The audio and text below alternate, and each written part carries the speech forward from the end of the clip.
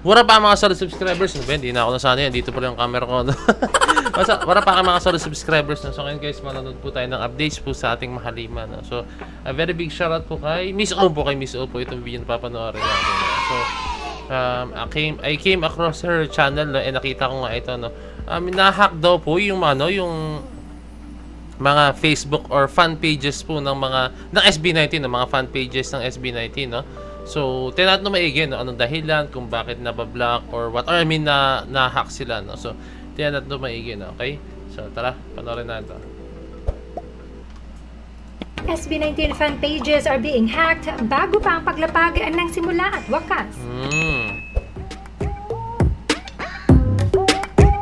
Sino naman to? Maging mapagmatyag 18 dahil iilang SB19 pages na ang ngayoy nahahack. Mukhang nagdo-double time na sila, di pa man nailapag ang simula at wakas. Okay, so ito yung pangalan, no? And Article News are admin. So, hinak siya, tapos parang bigla sila yung naging admin, no? So, alam mo, ito yung mahirap, no? Kumbaga, napakagaling po ng mga tao ngayon dahil sa technology, no? Alam mo, hindi na alam na akala na sobrang secured pala, pero hindi pala, no? So, yun yung nakapagtaka, no? Kasi I think, pwede rin to guys dahil sa mga naiiwan natin yung password natin, I mean yung login natin pag nasa computer shops tayo, or pwede rin pag nakaw yung cellphone natin, smartphones natin, or pwede rin like, ano pa ba, mga spam messages, o kaya yung mga link, no? Alam niyo yung mga link, pag halimbawa may nag-PM sa inyo, or may nakita kayong link sa Facebook, wag nyo i-click guys. Ako guys, kahit nag-PM sa akin yung pinaka-close kong tao talaga, no? Like, halimbawa, nag-PM siya ng link lang, hindi ko i-click yung hanggat hindi siya nagre-reply. Kasi minsan bigla may nagsisend sa kanya na link na gamit yung kunyari Facebook niya or Messenger niya. No? Tapos wala siyang reply. No? Parang automatic siya nagsisend. No? So, hindi ko yun i-click hanggat hindi siya nagre-reply. No? Or kaya may tanongin ko yun, ano to itong sinend mo? No? Tapos pag tinanong niya, sinabi niya na, wala naman ako sinesend, di ba? O yun, ibig sabihin nun, spam yun or ano yun, virus yun or what. No? Baka siya ang meron na click tapos nag-automatic message sa mga tao. No? So pag halimbawa nag-reply siya, hindi, ano yan, click mo yan, ayun yung ganto, ganyan. No? So pag nag-reply siya, pwede. No? Pwede yun. Like, syempre, sa mga trusted friend mo lang yun guys. No? Wag kang mag-link basta sinabi na ganto, no? Wag natin gagawin yan, okay?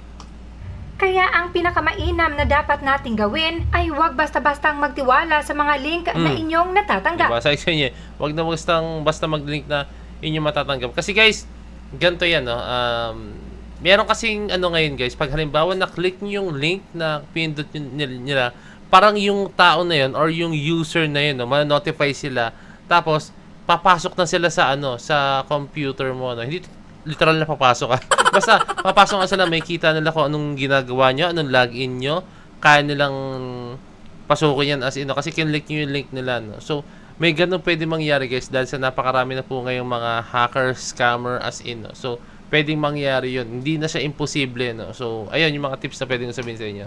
One good example ay etong link na ginamit pa ang ninong Novodental ng SB19 para manloko. Ooh. So, if you have received loko.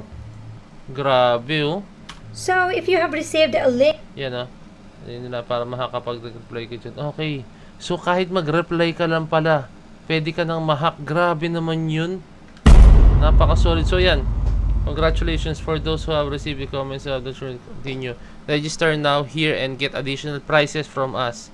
Step 2, like and share, comment and then receive. Grabe guys.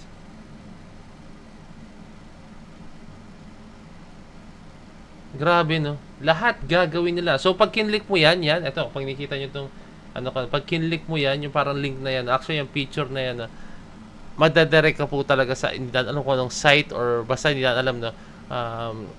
Yun, pwede nila mabuksan yung magkakaroon sila ng access sa lahat guys no. Pwede nga yun, pagka-click mo lang yan, boom, bato agad sa kanila lahat ng mga access mo no, Facebook password mo or what no. So marami kasi guys, napakagrabe na po ngayon ng mga hacker, sobrang advanced na po talaga. Links from SB19's ninongs and ninangs, huwag niyong i-click agad. Instead, go to their official pages at tingnan kung may mga ongoing promo ba ang mga ito. Tama guys, isa rin to no. Pag halimbawa may nakita kayo mga announcement, tingnan niyo muna yung page nila no. Or kunyari may nag-text sa inyo no, tingnan niyo muna maigi guys Like kung number yan, kunyari, nanalo ka ng 500,000, pwede mo ma-claim ito, basta loadan mo ako ng 100 pesos. Kaduda-duda na yun guys, no? O kaya basta pag may nag-text sa inyo, tapos number lang siya, no? Huwag kayo maniniwala, huwag kayo maniniwala dun. Or kahit, ano man siya, like yung naka-register, like kunyari, di ba, meron yung parang globe, di ba? Parang hindi siya number globe na siya naka-register. Kunyari, BPI or BDO, mga ganun, di ba? Huwag pa rin kayo basta-basta maniniwala, no? Huwag nyo i-click yung mga link, no? Yun lang.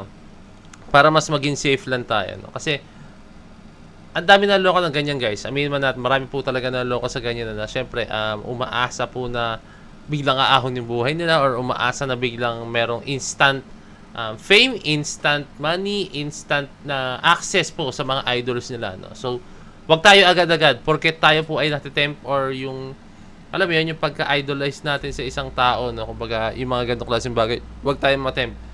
Itanong muna natin or kung meron kayong group chat or kung meron man kayong mga kakilala mo, uy, ano ba to? Tama ba to? I-click ko ba dapat to? Diba? Magtanong muna tayo, no? Kumbaga, yun yung mga simpleng tanong lang is makakatulong po agad sa inyo yun. Maging mapagmatyag tayo dahil marami ang nakaabang na gustong isabotahe ang ating mahalima. So, secure your accounts, lalo na ang mga admins na may hawak ng mga SB19 fan pages and groups. Lalo na ngayon, di ba guys, alam nyo naman nangyari kay yun, kay Josh guys, no? And then si Ato, di ba? Alam nyo nangyari ngayon, no? I think nagbabanggaan yung mga like yung mga class S na pangit kung tawagin na ni Ato, no, sa mga fans niya, no? And nagbabanggaan. I think meron din silang ganun ginagawa, no? And may nakita nga rin ako guys na parang may sumasaw-saw daw na ibang fans, no, sa issue para ano daw yung SB19, I mean yung no, yung fandom, no.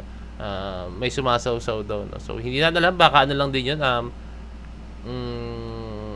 casual fan lang din yun, no. Kasi kung halimbawa namang member ka talaga ng isang community, no, knowledgeable ka sa mga bagay na hindi mo dapat gawin, no. Kumbaga aware ka na, no. So lahat naman ng fandom guys sa P-pop community is talagang ano sila. For me, this is just my opinion, so observation ka, talagang sobrang sobrang matured enough po talaga.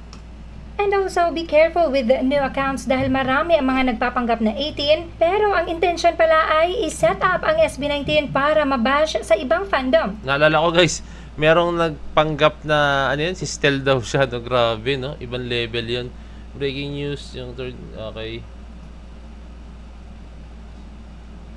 Okay guys, sabi ko lang kanina, pero wag po natin masyadong wag tayong dumating sa point na talagang bobombahin natin ibang fandom, no. Hayaan na lang po natin. Pag halimbawa may nag-comment na ganyan, isipin na lang po natin na okay, sige, bahala kayo as long as kami, tuloy-tuloy lang kami sa pagsuporta sa idol namin, no. So hayaan niyo po sila kung anong gawin nila, no.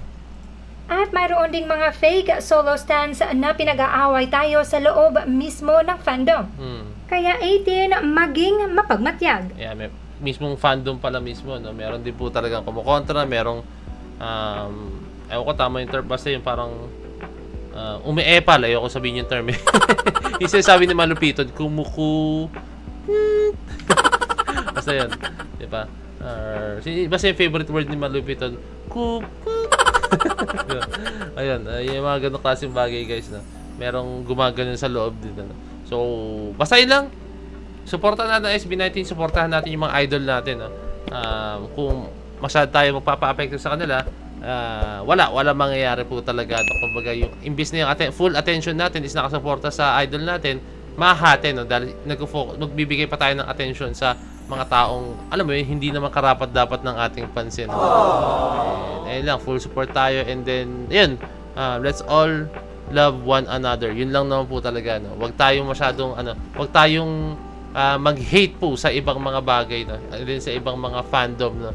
Basta tandaan nyo, pag mayroong mga bomba sa inyo na galing sa ibang fandom, trust me, casual fans lang po yan. Mga casual fans na parang kunyari last year lang naging fan, or baka last 6 months lang, last 4 months, no. Mga ganun, no. So ayun lang guys, no. Maraming salamat sa panonood ng video. So this is Point of Signing out. Peace. Let's see.